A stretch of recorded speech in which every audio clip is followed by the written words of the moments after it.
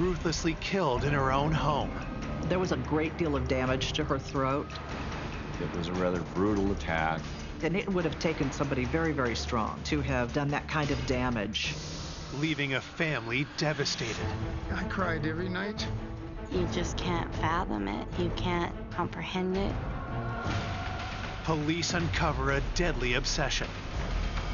She was being stalked by this guy. He had become violent. He was a heavy drug user. To expose a killer closer than expected. How was that possible? Someone that Dana was trying to help. That had to be a huge betrayal. Every time they looked at an obvious suspect, that person had an alibi. What I was told completely changed everything. Foot of Mount Rainier. The city of Puyallup is about 30 miles south of Seattle, 6 miles east of Tacoma. It's just a nice little town. It's a community, a lot of families, parks. Has a small town feel to it.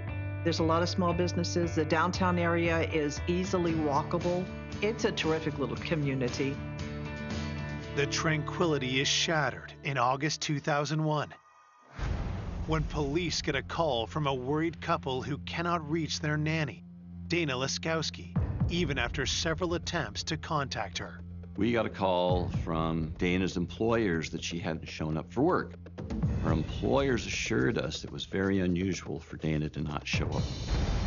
An officer is sent to Dana's home to investigate and arrives at 11 a.m., 3 full hours after she was expected to arrive for work. The officer arrived. He knocked on the front, knocked on the back door, and found the back door ajar. He walked in the back door, walked through the kitchen and through the house, and found an adult female who's deceased on the couch in the living room. Working off a general description, the officer identifies the victim as Dana Laskowski. The crime scene is secured until detectives from Puyallup PD arrive. When we found her on the couch, we see the position of her body, and that's unusual. Her one arm is underneath her head, her other arm is behind her back. She's twisted so that her waist is at an awkward angle. The awkward twist to her body is something that we don't normally see in a natural death scene. It just has a sense that it's a murder. We saw abrasions to the neck, and there was a small pool of blood at her mouth. We did see abrasions on her elbows and knees. The investigator's suspicions are confirmed. Dana was murdered. What it looked like was a strangulation that occurred on the couch, and then the offender simply left her in the position that we found her. Forensic technicians searched the living room for evidence. Primarily, the items that we collected were either hair or fibers, and then extensively processed for fingerprints. When we were processing the carpet, we discovered blood trail or spatter of some sort. The locations of those were believed to be consistent with the struggle. Investigators continue their work throughout the rest of the home. It looked to me like the house had been ransacked. It had a feel that it had been searched, where someone was looking for something. We discovered a basement window that had appeared to have been recently broken, and it was possibly a point of entry. One of the first things we're going to wonder is, was the victim murdered by a burglar that broke into her house during the night? Or was the murderer somebody that she had invited over the house? As they wrap up their work at the scene, detectives contact Dana's family to deliver the tragic news. My son phoned me, and I said, yeah, and he said, Dana's dead. That was it. I was pretty much in shock, and I said, tell me one more time, say what you said, because I didn't want to believe it. You can't imagine that, because, you know, there was no reason. Born in 1965, Dana's childhood was filled with joy. She was the happiest kid in the world. So it was so easy. She just loved life. Dana was also creative, a special bond she shared with her father, Bill, an award-winning artist. She was always making things. She was artistic, like me, and was interested in what I did and wanted to help. So we were close. Just being around her, you felt her energy. You felt her enthusiasm and her zest for living each moment. As she grew older, Dana developed a nurturing spirit. She was babysitting from the time she was very young, and she loved the kids, and she always wanted to have a daycare. In 1989, Dana met Sam and fell in love. The couple married quickly, but from the start, there were complications. She was having trouble getting pregnant. In 1993, after years of fertility treatments, Dana's wish of starting a family finally came true. She was so excited when she found out she was pregnant, because that's what she really wanted all her life, and it was a pretty exciting time. Dana's delight only grew when she discovered they were having triplets. She loved the kids, because then she could bake and she could make things and do art. She loved it, she really did. But by 2000, after 11 years of marriage, the stress of parenting took its toll on their relationship. Dana told me that she had moved and that they were separated. As a single mom, Dana worked hard to provide a good home for her triplets. Dana cared deeply about family, and especially for her troubled 17-year-old niece, Amanda, with whom she was very close. Dana would do anything for Amanda. Amanda loved Dana, because, you know, Dana was kind of this flashy, artistic type person, and Amanda loved all that too. Dana was a very kind, caring person, loved her family. Amanda was a frequent runaway. So Dana wanted to guide Amanda out of risky behavior, away from drugs, away from the runaway lifestyle. Amanda had a rough relationship with her parents, so would often turn to her favorite aunt. By all accounts, she was the kind of the cool aunt that you could go and actually tell the truth to about your problems. No judgment, just help. Dana soon became a surrogate mom to Amanda and her best friend, Emily Lauenborg. Food, showers, a warm place to stay, money. Dana would open her heart and her home to help in any way she could. She was a mentor and also a friend. Dana had an open door policy and would always welcome Amanda's friends to her home. She was very comfortable at her age being amongst teenagers as though they were her peers. Just everybody loved her. But now, all that is left is loss and unanswered questions. For us to lose Dana was so hard. Losing a child is probably the worst thing that can ever happen. And, you know, she shouldn't have died before me. Who would want this loving and generous spirit dead? And why? This murder was very unusual. Right from the start, we had a lot of things that needed to be done in order to find the killer. Back at the station, detectives start reaching out to those closest to Dana. They begin with her ex-husband, Sam, who they learn has the triplets staying with him. As the ex-husband, Sam, is a person of interest and the first person we needed to look at. But we couldn't find him. The fact that he was missing, this is significant to us. We have to find him. Coming up, investigators uncover a dark obsession. He had kind of gotten fixated on her, and he didn't really take no for an answer. And alarming secrets. In the journal, it said 10 things I want to do before I die, and one of those 10 things was kill somebody and get away with it. That point to a killer no one would ever suspect. I felt what he was telling me was not possible. You just can't comprehend that it's real. And the truth is finally revealed. Husband Sam, when suddenly they receive a surprise call. Sam actually reached out to the police to try to find out what had happened. Sam, it turned out, he had taken his kids camping and away from his phone and away from contact. And so when he got back to civilization, he had all these messages that Dana was murdered. So we went up to interview Sam, Dana's ex. And so when we confirmed that Dana was murdered, Sam was upset. He would respond to all of our questions, but he's just not the kind of person that elaborates. As we were talking to Sam, we noticed he did have some abrasions on his knees, and that's unusual. We asked him about that, and he said they were from playing baseball. It was baseball season. Detectives pressed Sam about his feelings toward Dana.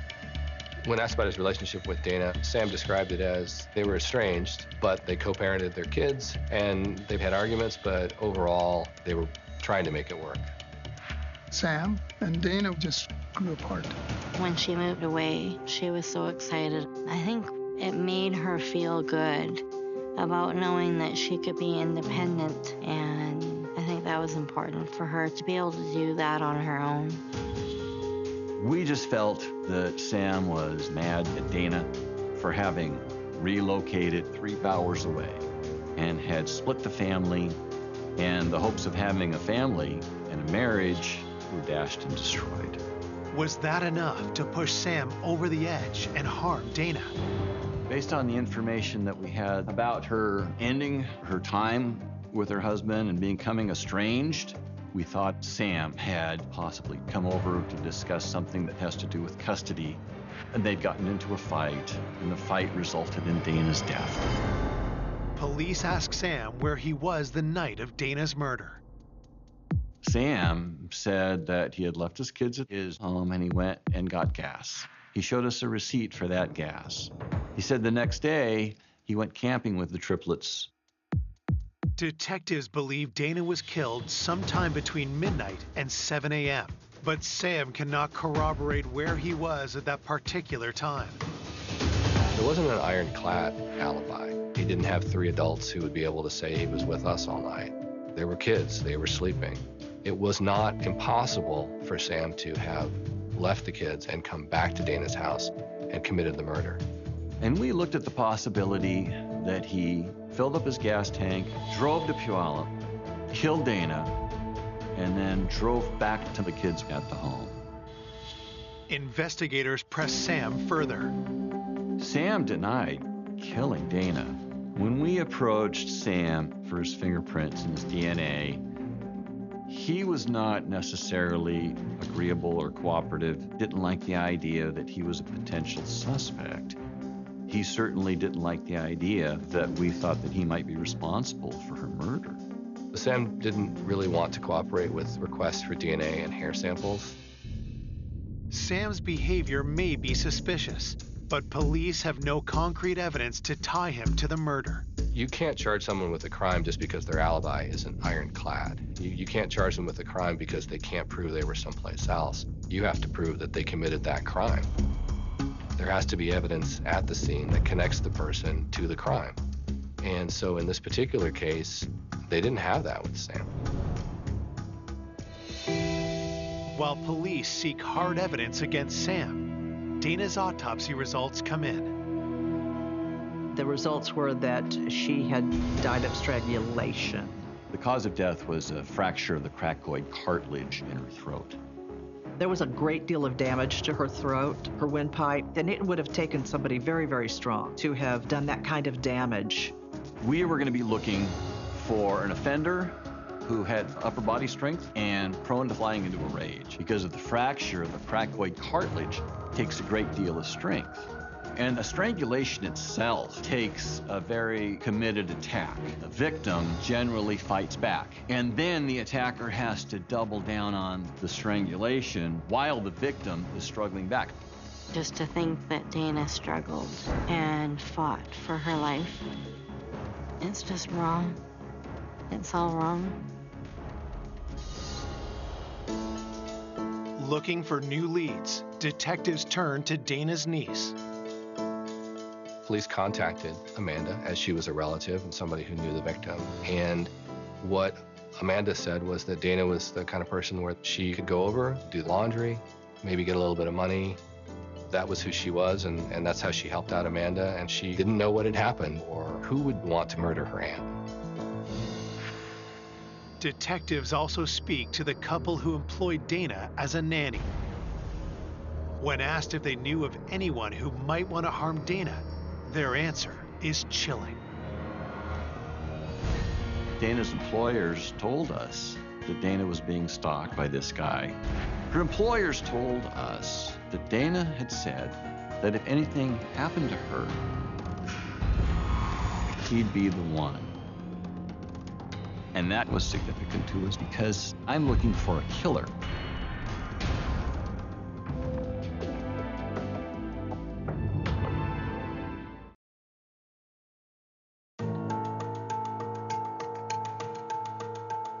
Police investigating the strangling of Dana Laskowski have been told that she was being harassed by a stalker. Could he be her killer? Dana's employers told us that Dana was afraid of this Patrick. Patrick was a guy that installed cable in Dana's area. He liked her. Dana had told her sister-in-law and her employer he had kind of gotten fixated on her. Dana, by accounts, let him know that she wasn't interested. Police learned that Patrick had been trying to contact Dana for over a month straight, and that his pursuit had become even more intense. Patrick was leaving notes and flowers on her back porch. He wrote some notes that were like poems. Then, the messages took a disturbing turn. Dana's friends told the investigators he left her a note letting her know that he had been observing her and seen her doing things inside her home that he wouldn't know unless he was observing her. Dana mentioned that she was concerned about someone possibly watching her. The thing that really concerned Dana was that it appeared that he had her under surveillance. Dana had actually told a couple of people that if I ever turn up dead, Patrick did it. Investigators checked Dana's phone records, searching for any clues. The phone records indicated that Patrick had phoned Dana repeatedly. It wasn't just some guy who, sent her a couple extra texts and then disappeared.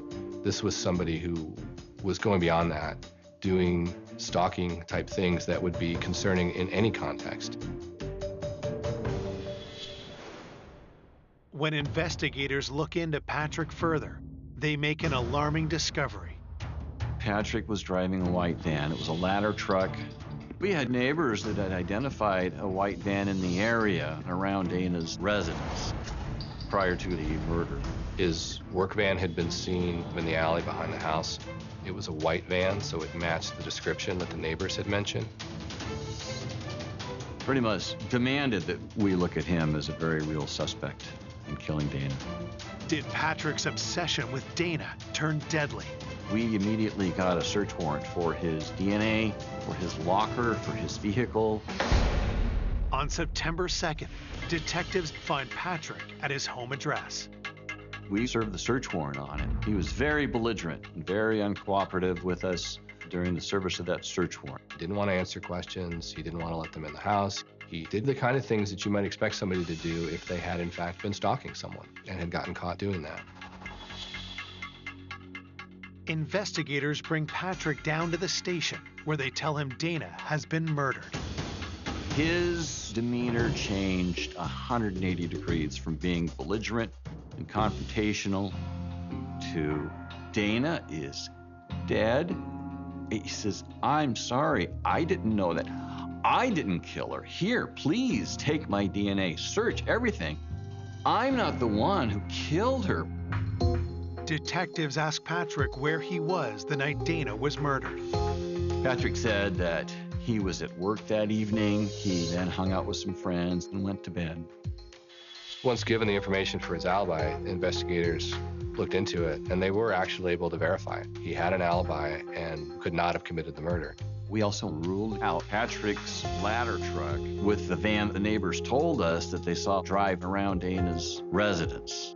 There was nothing in the service of the search warrant or in our investigation that indicated that Patrick wasn't being truthful with us. Given what he had done and the ways in which he had scared Dana prior to that, he's very lucky that his alibi could be confirmed.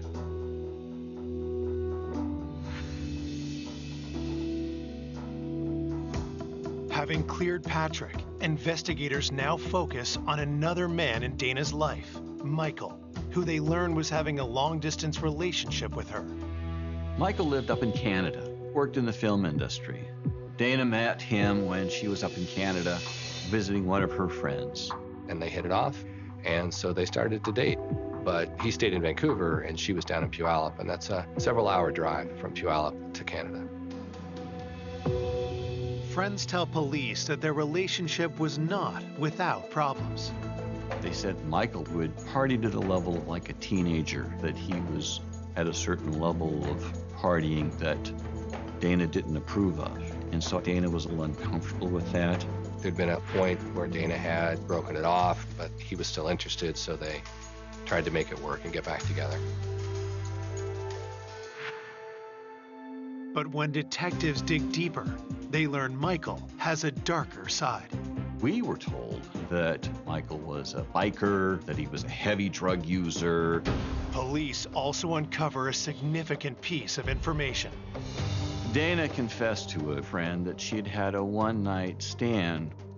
And when Dana had that one-night stand, she was still in a relationship with Michael. Could this have been a motive for Michael to kill Dana?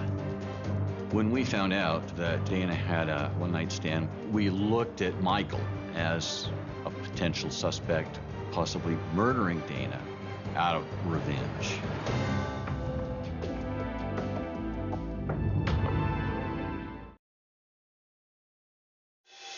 Investigators searching for the killer of single mother Dana Leskowski have a new possible suspect, her boyfriend Michael. Detectives want to know if an infidelity may have led to Dana's death. That caused us to believe that we had to rule him out as a person of interest. Michael lived in Canada, so we went up, and when we talked to Michael about Dana's death, it appeared to us that he was very emotionally overcome by it, that Dana was the love of his life, and that she had been taken out of his life, and that he was very seriously grieved. Michael also tells police he knew about the one-night stand, but had moved on. Detectives press him further. Michael told us that when he was on the phone with Dana on the night of her death, that she seemed a little guarded to him. He told her that he loved her, and then she didn't tell him back that she loved him, and he thought that was a little odd. He didn't like how the conversation ended. And that prompted him to want to get on the road and come down and see her and see if everything was okay. Michael claims he never made it to see Dana. He said he was stopped at the border and he was turned away. He had some legal matter up in Canada that wasn't settled, and so he wasn't admitted. There was border crossing records that verified his alibi, that he did not cross the border. He got stopped by Border Patrol, and so he was able to show definitively that he was not anywhere near Puyallup at the time of Dana's murder. We didn't find the evidence to support that Michael had committed the murder. Michael is ruled out as a suspect. Police also determined the man Dana had a one-night stand with was nowhere near her house on the night of the murder. At this point of the investigation, we just were really kind of at a dead end. I mean, there were all these people who would have been really good, solid suspects in any homicide investigation, but all of them had alibis, and all the alibis were verified. I was frustrated that the case wasn't moving forward, that it wasn't advancing. With the case at a standstill, detectives search for any detail they may have overlooked. Where Dana's ashes are inurned, there's a book, and people can go and write their memoirs. The book has been left open for comments since Dana's funeral. If the perpetrator was someone who went to the funeral, and if the perpetrator was someone who maybe has some guilt about that, they may have left a clue behind. When detectives look at the book, one entry, written over a month after the funeral, grabs their attention. One of the memoirs that was written by Dana's niece, Amanda. And she said, "I'm so sorry I wasn't a better niece for you. 34 days clean and sober. It's all for you." That was significant. There was something about the way that she'd written it that suggested it was a communication to Dana of remorse and to make amends for what had happened. And it was something that was significant enough to follow up on. Why did Amanda write that she had let Dana down? Detectives have a hunch that she may know more about her aunt's death than she's been letting on. That's it. That's the key. The key is the niece. I called Amanda in for an interview. When I asked her, "What do you know?" she said, "I wasn't there. I don't know what happened." With Dana gone, Amanda has been missing a mother figure, getting into trouble, and as detectives learn, spending time with a rough crowd. In the center of Puyallup downtown, we had Pioneer Park, and a lot of troubled teens would hang out there. The park kids called themselves the Park Rats. Amanda usually would be out around town in the middle of the night, hanging out with the Park Rats. Dana would often welcome Amanda's circle of friends into her own home. Could one of the Park Rats that Amanda knows have been somehow involved in Dana's death? And I talked to her about who of her friends would meet this profile of having upper body strength, prone to flying into a rage. And Amanda said, "Well, it sounds like you're describing Blaine." She said Blaine actually attacked her on a couch, and it was a rather brutal attack. Blaine had come on to her, and that she had rejected him, and that he had become violent. Had Blaine tried the same thing on Dana, only for things to turn deadly? Blaine had been at Dana's house before in some casual get-togethers, and possibly Dana would have rebuffed that advance, and that Blaine would be the kind to fly into a rage. Then Amanda reveals something else. Amanda said that while we were processing her Auntie Dana's crime scene, she was across the street. She ran into Blaine there. She said that Blaine had scratches on his arms. When I get this information from Amanda, I look into Blaine and I find that he's got a violent past and he has quite a criminal history. Police learn that Blaine's rap sheet is extensive and littered with drug and gun charges. I felt he was a very good person of interest in the murder of Dana Laskowski. But there's a big problem. Blaine is no longer in Washington. I found him living in the far southeast part of the United States. I wanted to bring him back to Washington to collect his DNA, to talk to him as a person of interest. But he was not cooperating.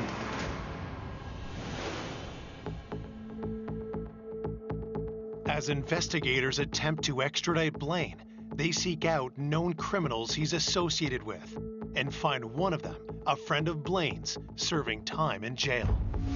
I sat down with him and I said, "I'm looking at Blaine as being responsible for the murder of Amanda's aunt. He's got this upper body strength, he's prone to violence." And he looked at me and he said, "Blaine didn't kill Amanda's aunt." What I was told completely changed everything.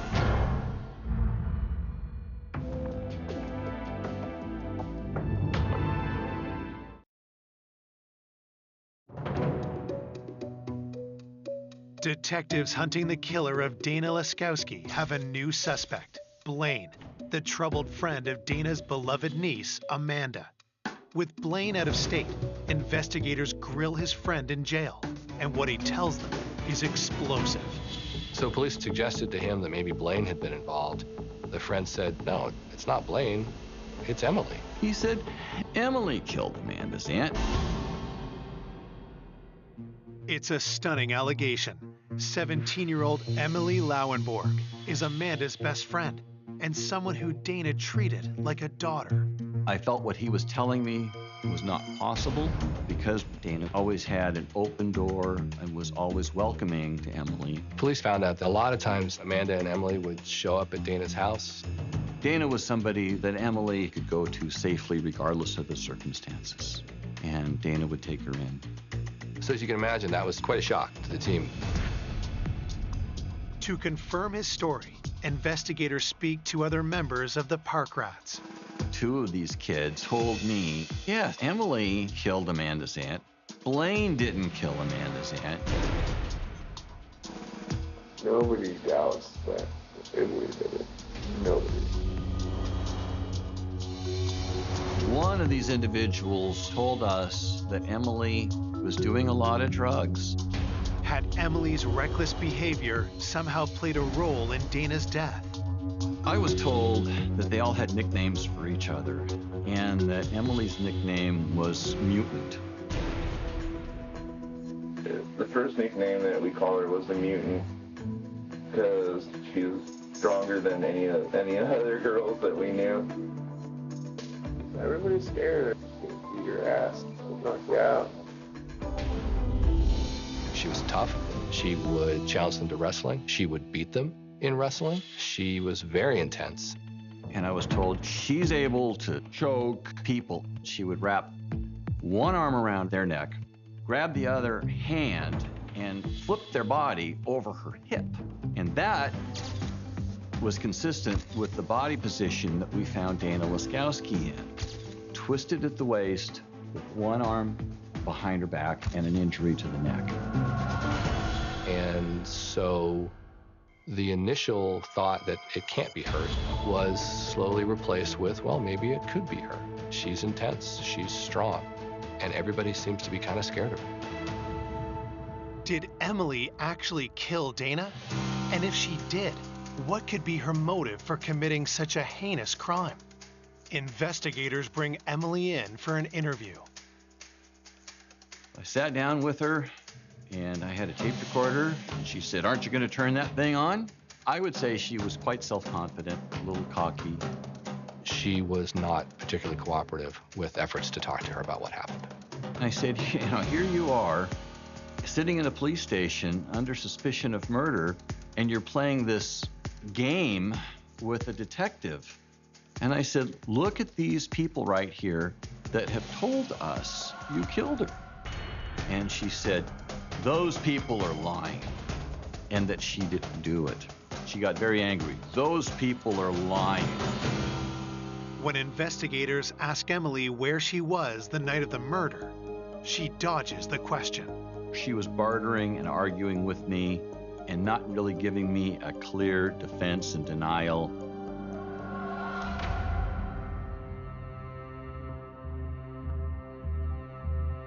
Officers obtain a warrant to search Emily's residence.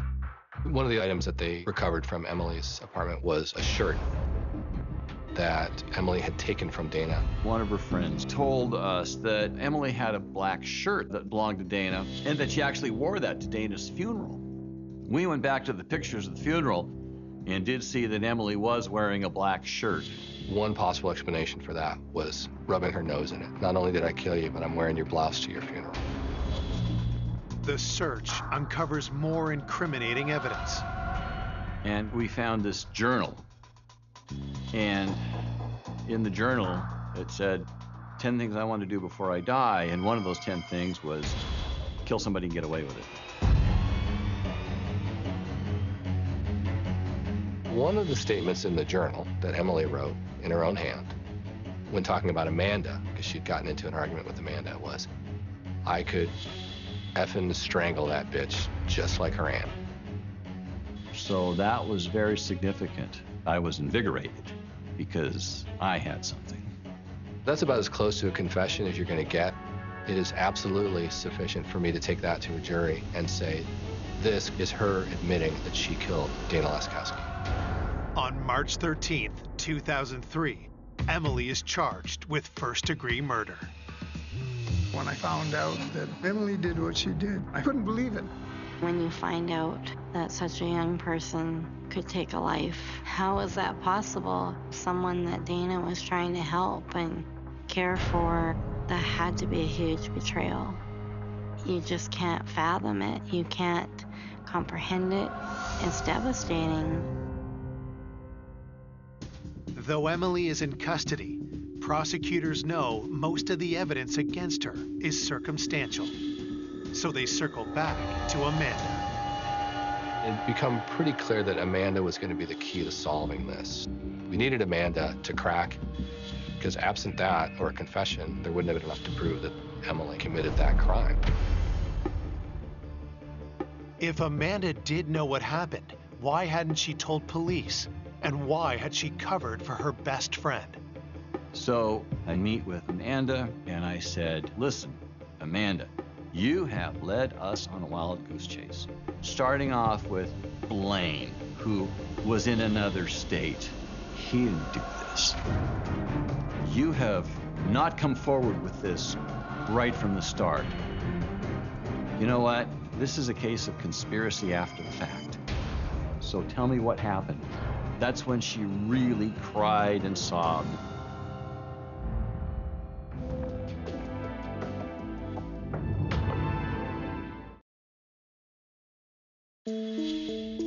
Police have charged local teen Emily Lauenborg with the murder of Dana Laskowski. Now, investigators suspect Emily's best friend, Amanda, Dana's own niece, may also be involved. I said, all right, tell me what happened. You've sent us on every possible goose chase and every rabbit trail you could head us down. It was all a bunch of lies. Through tears, Amanda makes a horrific revelation.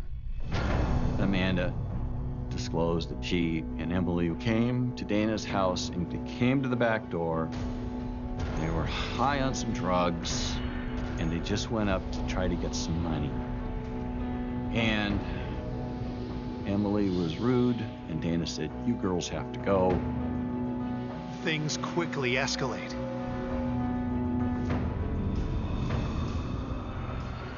Emily was being belligerent and Dana touched Emily to kind of guide her out the door, and Emily just exploded into a rage or attack. Basically, she attacked her, put her in that wrestling hold, and squeezed too tight with some kind of scarf or fabric. Amanda said she turned around because she didn't want to watch what was happening. But she heard a crack, and she heard a gurgle. She heard Dana gasping for her life, and then she didn't hear anything. And that was because Dana was dead. And then they took the money and left. It seemed to be, by Amanda's account, that it was kind of an explosive situation that got out of control. They didn't go to the house to murder Dana. I was told that Emily had said that Amanda was always ditching her for her aunt.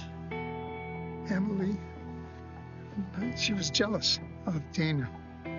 It's my opinion that the motive Emily had was to get Dana's influence out of Amanda's life, and Emily just went over there with the intention of getting Dana so mad at Amanda that Amanda wouldn't be welcome at Dana's anymore, and that Emily would have achieved what she wanted, and that the murder simply got out of control because of emotions and drugs.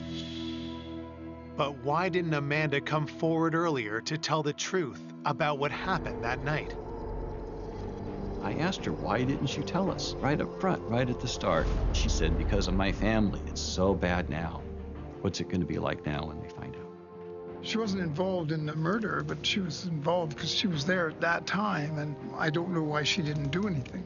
It was upsetting and surprising to all of us. Prosecutors need Amanda's testimony to have any hope of convicting Emily for murder. Amanda agrees and will not face any charges herself. If she's charged with a crime, then she has the right to remain silent. She was the star witness for the case. If we had charged her criminally, we couldn't have called her as a witness. Despite the agreement, prosecutors fear Amanda won't keep her side of the deal. The biggest challenge for us, from a prosecution standpoint, was that setting aside Amanda's testimony, everything else was circumstantial. Wearing a blouse can be explained away. An angry journal entry can also be explained away. I think the only way that we could have been successful in front of a jury was to have Amanda take the stand. The problem was knowing exactly where Amanda's loyalties would be. She was very conflicted. And there was definitely a chance that Amanda could have taken the stand and said, I lied to the police when I said what I saw, and I didn't see any of that. I was very concerned that the jury was going to listen to this case and look at Emily and say, I just don't buy it. This is a case where, had we taken it to a jury, all of those questions that had come up in the investigation, all the initial leads, all of the doubts that it could really have been Emily, all the alternate explanations were certainly enough that it could have been that a jury had decided that we just didn't prove it beyond a reasonable doubt. Prosecutors face a difficult choice. Risk Emily walking free after a jury trial, or guarantee at least some jail time with a plea deal. Ultimately, what we're trying to do here is to make sure that we hold the killer responsible. Emily was allowed to plead guilty to a lesser charge of manslaughter. On January 21st, 2004, over 2 years after Dana's murder, Emily is formally sentenced. Emily was charged as an adult. Her sentence was just under 7 years. Even though Emily is sent to prison, her sentence brings a mix of emotions. I felt a sense of relief that someone was now being held accountable for Dana's death, but I did feel angry. I thought, well, at least it's something, you know. But it just was amazing that you could take the life of a young mother and only get like 6 years. Doesn't make sense. Dana's family was upset that the sentence was so light. They felt that the person responsible for taking the life of Dana should have been given a stiffer sentence. It was really tragic. And one of the things about the criminal justice system is it doesn't put things back the way they were. It just tries to hold people responsible so people can move forward. I cried every night. I think I must have cried for a year. I miss her a tremendous amount, and I will think about her forever. I don't think we ever will get over the loss of something so tragic. I can't really say her family ever had closure, because to them, the loss was the loss of Dana. A gavel dropping doesn't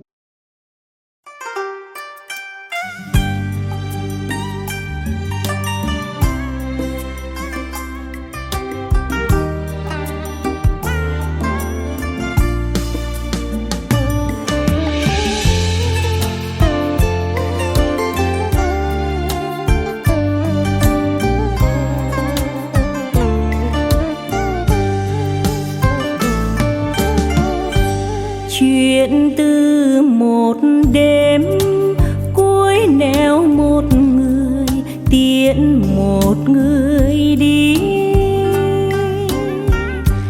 đẹp tựa bài thơ nở giữa đêm sương nở tận tâm hồn.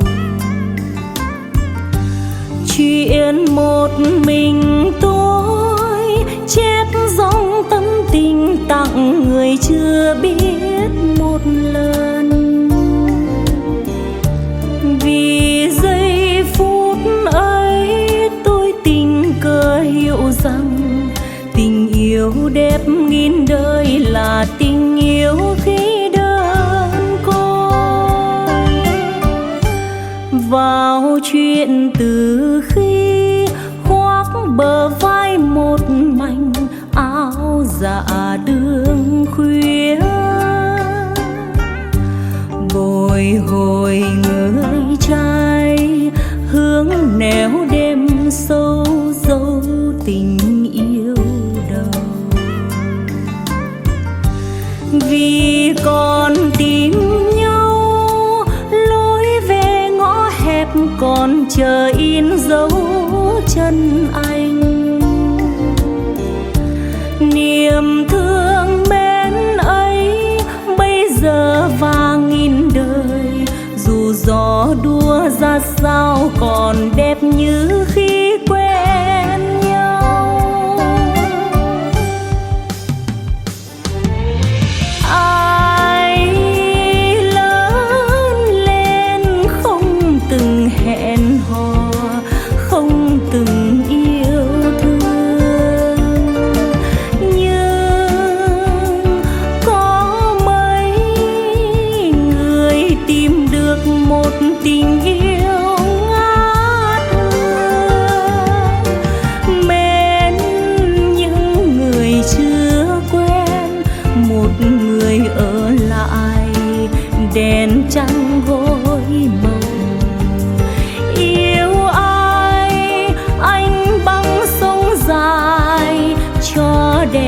lòng trái. Một người tìm vui mãi tận trời nào, giá lạnh hôn đau. Một người chợt nghe gió giữa mênh mông rót vào trong lòng, và một mình tôi chép dòng tâm tình tặng người chưa biết một lần. Vì trong phút ấy tôi tìm mình thì thầm, giờ đã gặp được một nụ hoa nở về đêm.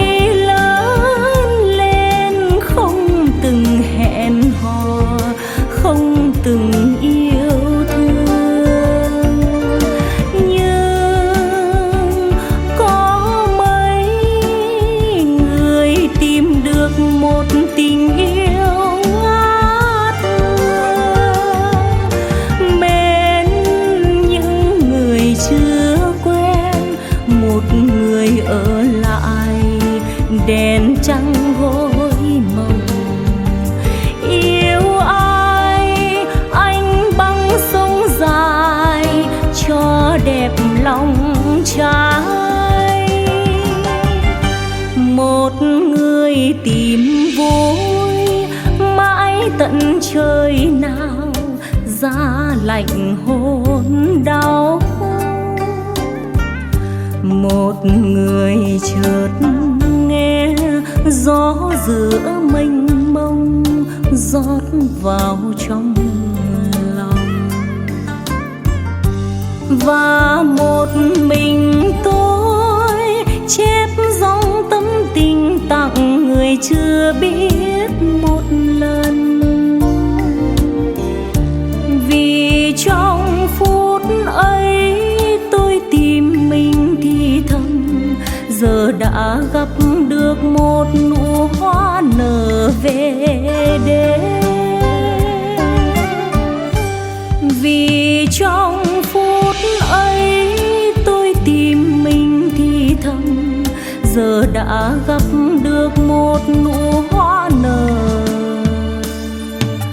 về